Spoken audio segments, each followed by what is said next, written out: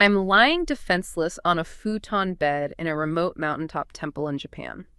For 2 hours, this man I've just met twists my legs into angles I didn't know were possible, presses deep into the soles of my feet, and finds this pressure point in my stomach that sends a sharp electric pain, like all the way down to my toes. I just surrender, trying to breathe through it, hoping I don't totally embarrass myself.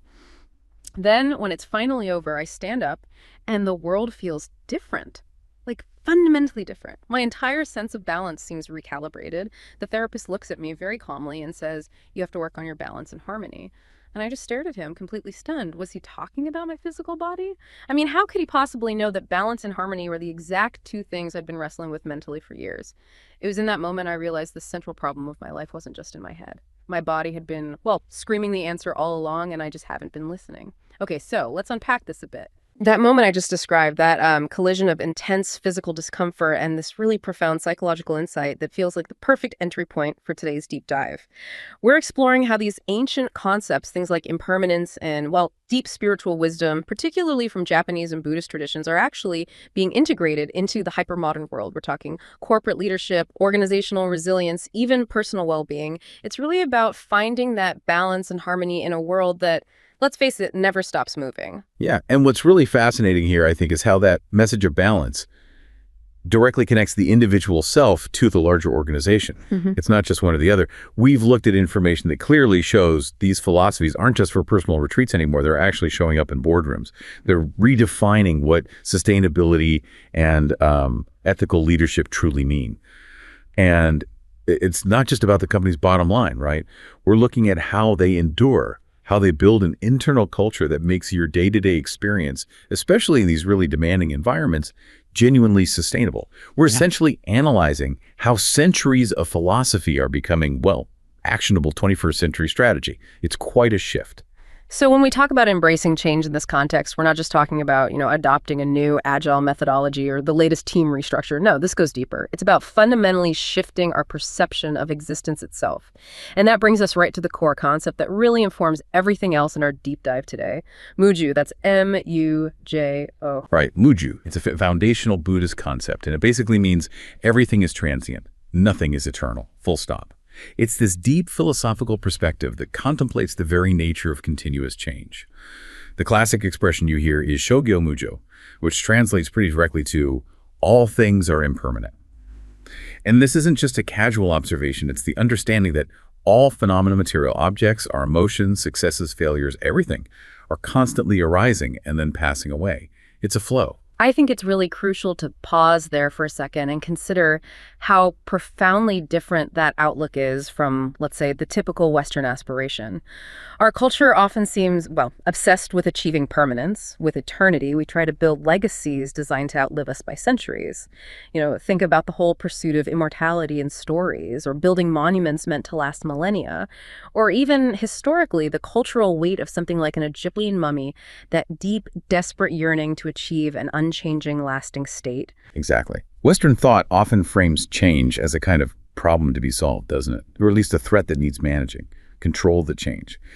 But in Japan, the aesthetic sense, the daily worldview, what they call mujokan, the actual view of impermanence, it's constantly reinforced by the natural world. Our sources really highlight how nature provides these continuous, powerful lessons. The almost heartbreaking beauty of the cherry blossoms precisely because they're so fleeting, or the snow that melts, the tide that always goes out. Nature's constantly demonstrating this principle. Yeah, and the most visceral example, the one that really sticks with you, is that image of the flowing river. It's referenced in the classic 13th century text, Hojoki, or An Account of My Hut. The author, Kamon no Chonmei, describes the water flowing by. The flow of the river never ceases, he writes, yet the water is never the same. And then he adds, bubbles float on the surface of pools, bursting, reforming, never lingering. Just gone. That imagery is incredibly potent. It perfectly summarizes this reality of continuous flux. The river itself, the form, the channel might appear permanent, right? But the content, the actual water flowing through it, is always new, always moving on. Now, if you apply this to your organization, or even just your life, it means the structure might remain, the company name, your job title, whatever, but the resources, the people, the market conditions, even your own feelings and thoughts, they're constantly in motion. And this perspective, really fostering that mujuken, it tends to lead to a daily attitude of, well, modesty and humility, because you realize nothing, not even your current success, is guaranteed to stick around. But okay, here's an interesting paradox, isn't it? If everything is fleeting, if everything just disappears, why bother building anything at all? Doesn't that acceptance lead to a kind of despair or nihilism? That's the common misconception, but no, quite the opposite, actually. The transience is precisely what gives things their meaning, their value. Accepting impermanence leads to a deeper, sharper appreciation of the present moment. The cherry blossom example is probably the clearest cultural analogy for this. Their beauty feels so profound because their bloom is so brief, so fragile. If they bloomed for 6 months, honestly, we'd probably just take them for granted, wouldn't we? The brevity sharpens our focus, deepens our engagement with the now. I see. Okay. So you're not fighting against time. You're kind of leaning into it, embracing the flow. And this philosophical outlook, then, it must have real, tangible applications, right? Not just for personal reflection, but for things like corporate longevity. Oh, absolutely. Look at the guiding principle often cited for Kyoto, a city that's managed to preserve its essential character for centuries, continuing to change in order to stay the same. Now, at first glance, those ancient temples, the traditional wooden buildings, they look static, unchanging. But they're not. They're constantly undergoing meticulous restoration. When a wooden beam rots, it gets replaced, often using the same traditional techniques. When the paint fades, it's carefully renewed. The form endures precisely because the elements are continually being renewed. It's resilience through accepting decay and engaging in continuous, thoughtful renewal. The core idea is that you can only maintain your essential identity and values if you're constantly adapting how you manifest them to fit the present moment. You change the process to preserve the essence. That concept, changing the process to preserve the value, that seems like the perfect segue into this Japanese economic phenomenon known as the Shinise. These aren't just companies that happen to be old. They seem to embody this strategic use of muju for centuries of survival. That's exactly right. Shinese. They're typically traditional Japanese companies, often family businesses passed down through generations that have been operating for over 100 years. And the numbers are just, well, staggering. Japan has over 28,000 of these centennial companies. Some, like the temple construction firm Kongogumi, have been around for over 1,400 years. That predates many modern nations. And this longevity isn't just luck, it's a result of a deeply ingrained strategic philosophy. And their core objective, that seems to be the critical differentiator here. It's not about maximizing quarterly profits or achieving endless growth and scale, which tends to dominate Western corporate thinking. Their primary goal, explicitly, is continuance. It's about ensuring the business survives and successfully transfers its core values to the next generation, not necessarily about getting bigger and bigger. Yes, and that fundamental difference in objective changes everything about their strategic decision-making. This philosophy is deeply rooted in traditional Japanese ethics. There's often a focus on how money is spent and invested, rather than just the sheer act of making more of it. They sometimes view wealth almost like water, a powerful, necessary force, certainly, but one you have to navigate skillfully, respectfully. If you just chase limitless growth and endless accumulation of water, metaphorically speaking, you risk getting swamped by debt, instability, or losing your way.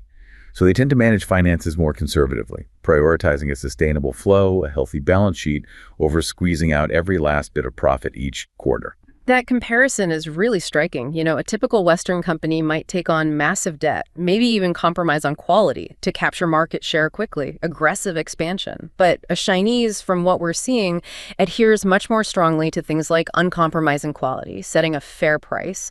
They seem to deliberately avoid those short-term tactics like aggressive price cuts or selling lower quality versions just for a quick win. That long-term focus is absolutely key.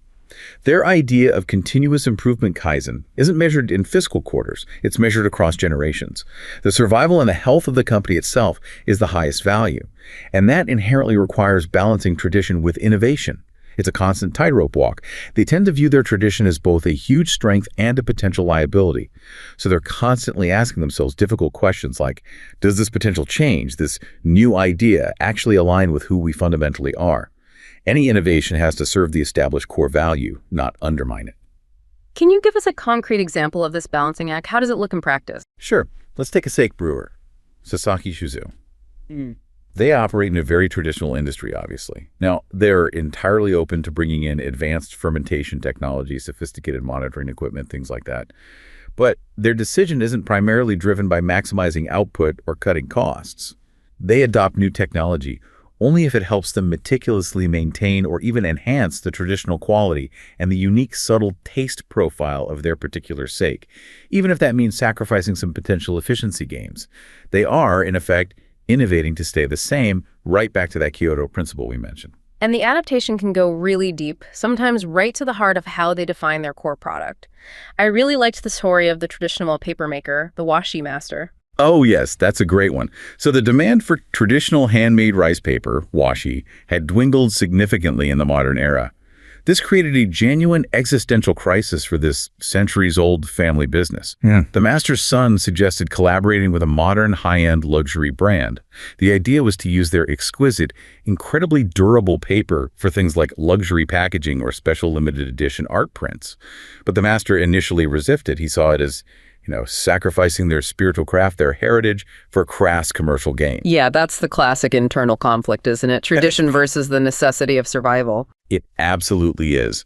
But through a process of deep reflection and probably some difficult conversations, they came to a realization. They realized their family legacy wasn't tied solely to making paper for, say, traditional scrolls or specific ceremonial uses anymore. The true legacy, the enduring value, was the spirit of making beautiful, high-quality paper that adapts to the needs and aesthetics of its time. So they redefined their core strength not as making washi for scrolls, but as resilient craftsmanship in paper. This allowed them to collaborate with modern brands without feeling like they were compromising the integrity of the material or their craft. They embraced the changing market, the impermanence, by adapting the container, how the paper was used, while preserving the water, the quality and spirit of the craft.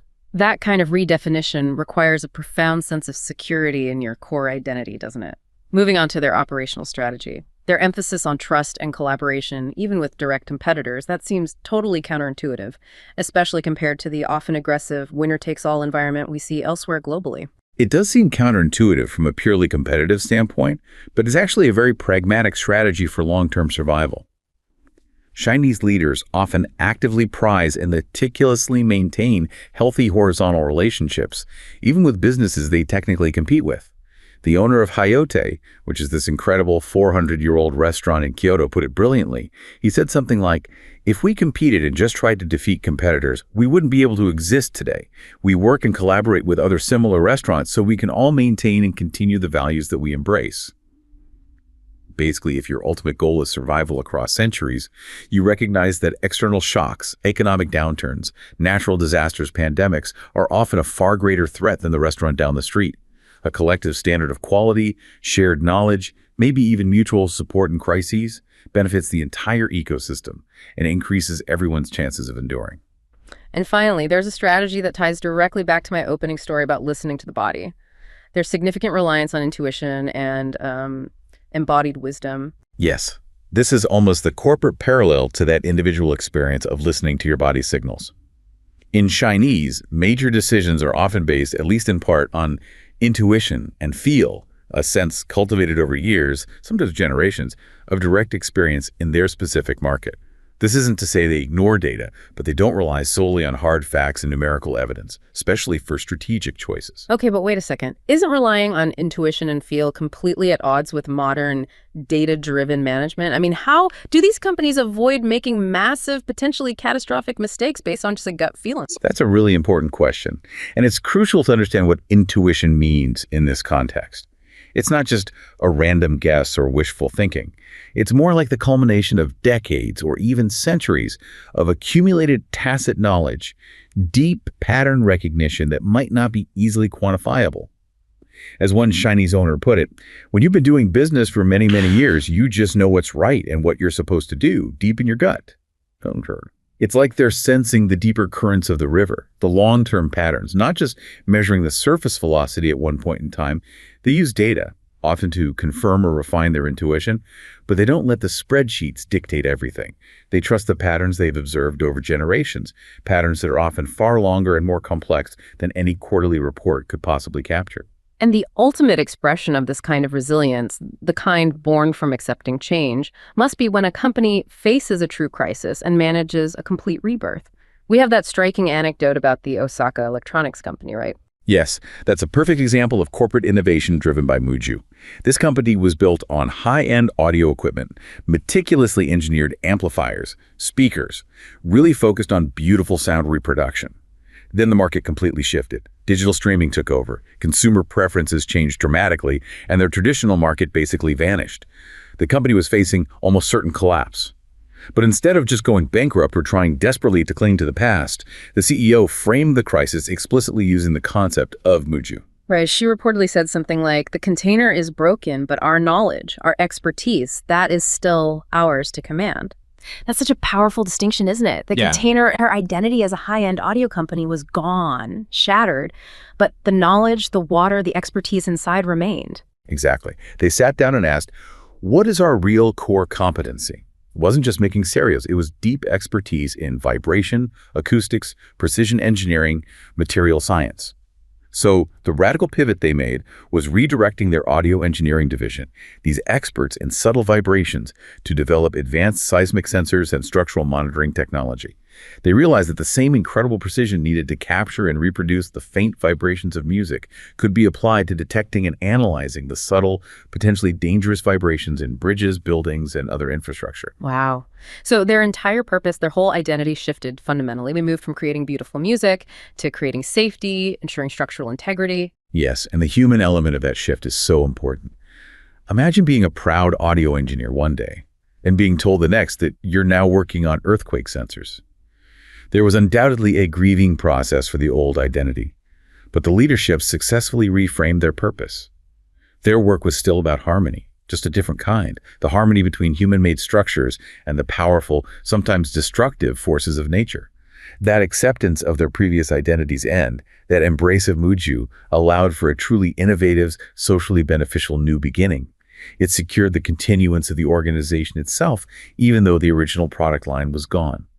That story of the corporate pivot, I think it perfectly illustrates why some of the more conventional leadership models, the ones focused purely on management techniques and hitting quarterly targets, why they often fall short. They can lack the deeper ethical and, dare I say, spiritual framework that seems necessary for true, long-term organizational sustainability, especially in an era of constant, jarring disruption. Absolutely.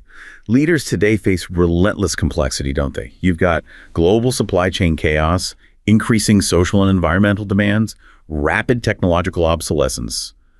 It's a lot. Traditional approaches that just prioritize maximizing efficiency or profit often fail to cultivate the inner resilience required in the leader themselves and in the organization. And this is exactly where Buddhist principles offer such a profound, time-tested alternative. They provide a framework for cultivating leaders who are deeply self-aware, genuinely compassionate, and strongly purpose-driven. The aim is to promote practices that are morally grounded and inherently adaptable. Okay, so let's break down some key principles, starting with the one that helps the leader deal with their own internal chaos amidst all that external change. Mindfulness, or sati. Right, sati. Mindfulness fosters this clear, present moment awareness, and that translates directly into calmer, less reactive, more considered decision-making, especially when you're under pressure.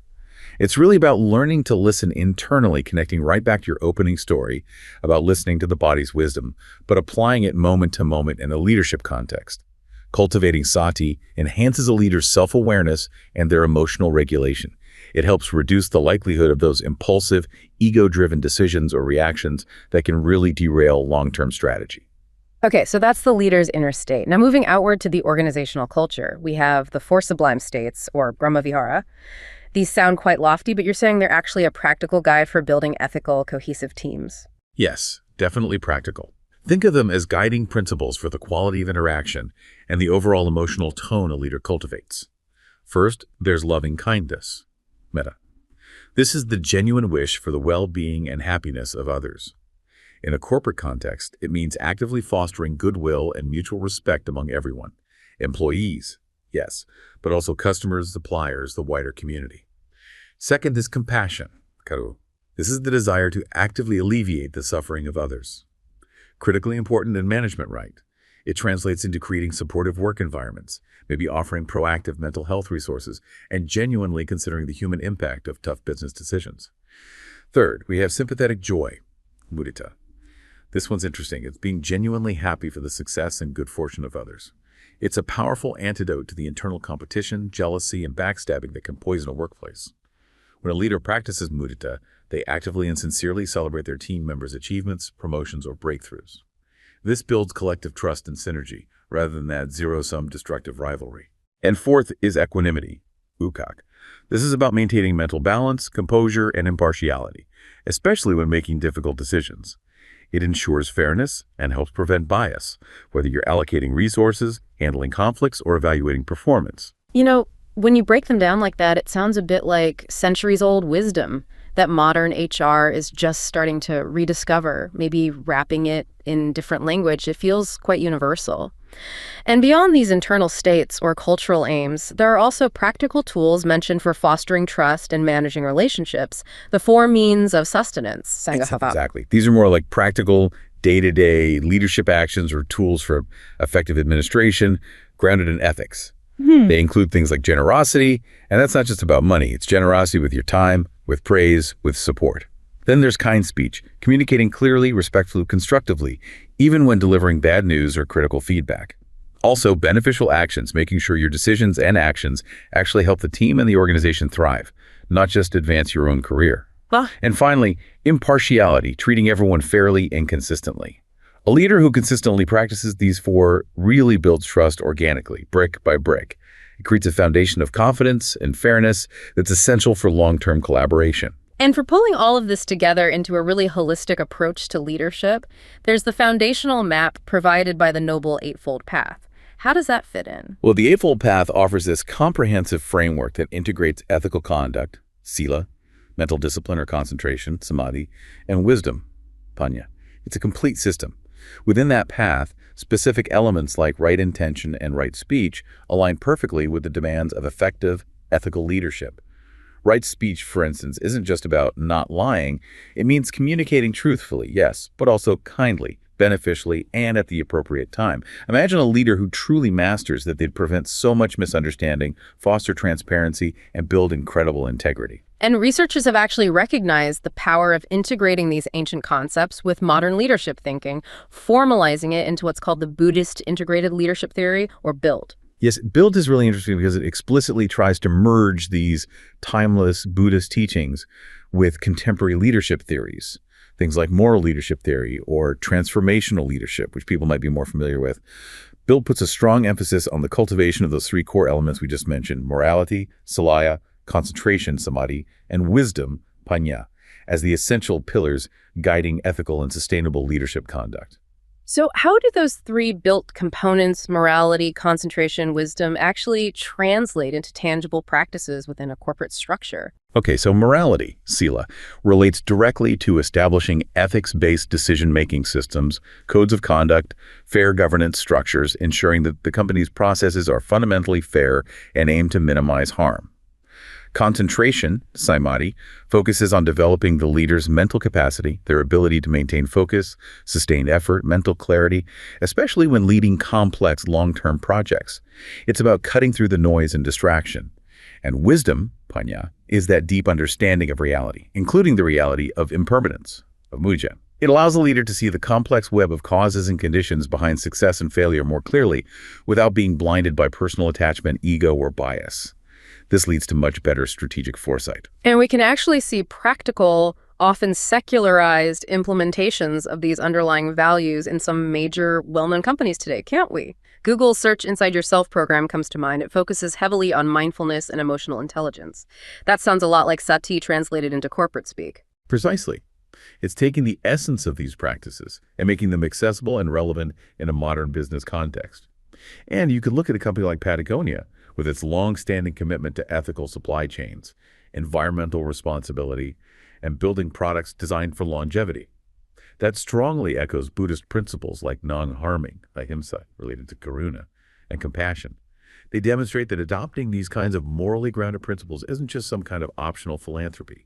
It can be a core component of long-term brand value, customer loyalty, and ultimately organizational endurance. The goal isn't just surface-level transformation. It's about fostering inner transformation within leaders and the culture to achieve genuine outer sustainability. We started this whole deep dive with that very physical realization in the temple, the body knowing the answer before the mind consciously grasped it. And that brings us full circle, really, to the rapidly growing corporate integration of mindfulness-related body-mind practices. It's moving fast from clinical settings or niche spiritual groups right into the offices of companies like General Mills, General Motors, major tech firms. It's becoming mainstream. It really is. And mindfulness training, often defined in this context using John Kabat-Zinn's phrase as non-judgmental awareness of the present moment, it's seen as enhancing fundamental human capabilities. It demonstrably improves focus, attention regulation, and crucially, the ability to perform effectively under the chronic stress that's so common in modern workplaces. It's almost like an internal technology for navigating constant change. That deep self-awareness cultivated through mindfulness, that ability to observe your own thoughts and feelings without immediately reacting, that seems to be the mechanism that allows individuals to tap into that necessary intuition we talked about earlier and guide complex decisions by observing their internal state, not just reacting blindly to external pressures. And importantly, we now have solid empirical evidence backing this up, right? Specifically showing the impact of this kind of training on an employee's capacity to actually deal with change, what researchers call adaptive performance. This is where the philosophy meets measurable bottom-line results. That's right. There's research conducted across quite diverse corporate environments. They collected data from employees and self-employed folks who were practicing yoga or meditation regularly in places as different as Bangkok and Mexico City, and it demonstrated a clear, statistically significant link. The key finding was pretty straightforward. A higher frequency and longer duration of mindfulness practice directly enhances an employee's overall level of mindful awareness. It's a skill, basically. Like any other skill, it requires consistent practice and discipline to develop. And that mindful awareness then acts as the psychological mechanism, the mediator. In research terms, that leads directly to increased adaptive performance, which is essentially the ability to fluidly change your behavior, your expectations, your approach to meet new, often unexpected demands and challenges. Exactly.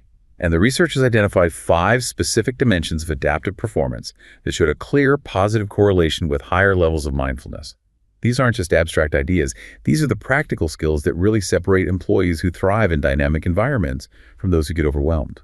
Okay, first was creativity. The ability to come up with novel, effective solutions when faced with unexpected problems or roadblocks. Second, reactivity. This is the skill of quickly and effectively prioritizing tasks and adapting your actions when unforeseen circumstances arise, like in emergencies or sudden crises. Very important. Third, interpersonal adaptability. That's about adjusting your communication style and behavior to build effective relationships and work smoothly within diverse teams. Crucial in today's globalized workplaces. Fourth, training effort. This reflects a genuine willingness and disposition to take initiative for your own personal development and skill building. It's recognizing that in a world of Mujo, continuous learning is essential for survival. And finally, number 5, handling work stress. The competence to manage not only your own composure and effectiveness under pressure, but also helping to maintain the team's composure as well. Interestingly, the strongest correlations they found were specifically for creativity and reactivity. And the thinking behind that is quite logical. Mindful awareness involves learning to notice your own cognitive patterns, your habitual ways of thinking. It seems to reduce rumination, getting stuck mentally replaying past failures or anxieties, and it increases cognitive flexibility. So when a completely new problem pops up, a more mindful employee is less likely to freeze or just apply old, unsuitable solutions. They're more likely to see the unexpected situation clearly as a pattern interruption that requires a genuinely novel response. This leads to faster, more creative, and more effective adaptation. That really feels like a quiet but profound revolution happening inside office buildings everywhere. And we see this illustrated really well in the story of Rina, the graphic designer working at that high-pressure ad agency in Shinjuku. Yeah, Rina's story is great. She was initially quite skeptical when her company, trying to deal with widespread burnout, introduced a regular body-mind awareness program, probably some kind of mindfulness or gentle movement practice. She thought it was just corporate fluff, a waste of billable hours. But maybe reluctantly at first, she showed up week after week. And she practiced just quietly observing, noticing her thoughts, her feelings, her physical sensations, without immediately judging them or getting carried away by them. So she was basically training herself, maybe without even realizing it fully at first, to observe her own frustration rather than just being consumed by it when it arose. Precisely. And the real payoff came later. She'd spent weeks pouring her heart and soul into this major high-stakes project. Then, the client rejected it, apparently with some pretty harsh and unexpected feedback. Now, previously, Rena admitted she probably would have spiraled, maybe into angry emails, maybe into self-doubt and despair, maybe blaming colleagues. Classic reactivity. But this time, she recognized that familiar surge of adrenaline, the heat of frustration rising. But instead of reacting impulsively, she observed it. She noticed the emotion passing through her like watching a cloud cross the sky. That tiny little space she had cultivated between the stimulus, the harsh feedback, and her response, that space created by her stillness practice, allowed her to respond calmly and constructively. She didn't suppress the feeling, but she didn't act it out either. She was able to schedule a follow-up meeting, objectively analyze the feedback without taking it quite so personally, and then devise a revised plan that actually ended up securing the client's approval. Her emotional resilience was demonstrably strengthened, not by learning some new design software, but by cultivating that inner stillness and self-awareness. And beyond seated meditation or these kinds of awareness practices, the sources also point to another holistic practice, one inspired directly by Japanese tradition, that's making its way into the corporate wellness sphere. Corporate forest bathing, or Shinrin-yoku? Ah, yes, Shinrin-yoku. It's essentially the practice of mindful immersion in nature. But it's a specific kind of immersion. It's about consciously extroverting one's attention. So instead of focusing intensely inward on your work problems or your racing thoughts, you deliberately focus outward on the sensory experience of the natural environment. The sounds of the forest, the smell of the earth and trees, the textures of leaves and bark, the quality of the light. And the benefits are increasingly well documented. Significant stress reduction, measurable drops in cortisol levels, improved mood, boosted immune function, and, interestingly, enhanced mental clarity and creativity upon returning to work. It's seen as a deliberate way to refresh the mind, to allow for that natural renewal that's so essential when living with the reality of Mujo. And implementing this effectively in a corporate setting isn't just suggesting people take a casual walk in the park at lunch, is it? It sounds like it requires a bit more structure. Things like scheduled retreats or dedicated time away from the office, maybe even a strict policy of unplugging devices during that time to really allow for immersion. And perhaps most importantly, active participation from leadership seems key, right? To set a positive example and show that prioritizing this kind of holistic balance isn't just a fluffy perk, but an operational necessity for sustained high performance and well-being. It really underscores that ultimate goal. Creating a truly harmonious and productive work environment where tapping into the restorative power of nature and the clarifying power of presence enhances the team's ability to face challenges with renewed energy and insight. Hashtag outro custom. Okay, so here's where it gets really interesting, wrapping this all up. We started this deep dive with that very personal moment, didn't we? That physical mental realization in the temple, the quest for balance and harmony, where the body seemed to speak the truth the mind had been missing. And what we found, tracing this thread, is that the path to both corporate and personal resilience seems to run directly through these ancient philosophical concepts like Mujo. Concepts that teach us fundamentally that to survive and truly thrive, whether you're an individual navigating life or a 400-year-old Chinese company navigating the market, you have to accept that change, flux, even decay are just inevitable parts of existence. Right. And the integration of these timeless teachings into modern contexts really shows us that the most resilient organizations, the ones built to last, are increasingly the ones that prioritize that inner transformation, cultivating ethical grounding through models like Built, fostering mindful awareness like Sati right alongside their strategic planning and market analysis. By cultivating qualities like compassion, self-awareness, and a degree of non-attachment to outcomes, leaders become better equipped to navigate the sheer volatility of the modern world. And crucially, they empower their teams to adapt, to innovate, and to thrive across all those key dimensions of adaptive performance we discussed. So what does this all really mean for us, for you listening? These organizations, these individuals, they don't succeed because they are somehow magically resistant to change. No, it seems they succeed because they become masters of change. Their endurance, sometimes across centuries, appears built on the often difficult willingness to let go of yesterday's identity, yesterday's certainties, in order to survive and contribute value today.